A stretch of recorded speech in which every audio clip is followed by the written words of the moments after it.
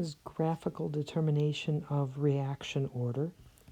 We're given concentration and time data, and we can develop 3 plots. Here this shows 2 of the plots, but we can develop 3 plots to test for whether it's 0, first, or second order. Here's a test for first order. We would plot ln of AT versus time. Test for second order, 1 over AT versus time. The result is that only one of the plots will be linear.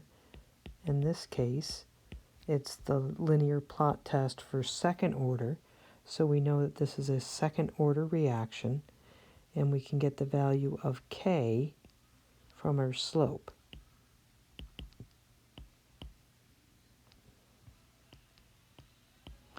And we know this because of the equation of a line, y equals ms plus b, and accordingly our m value is positive K.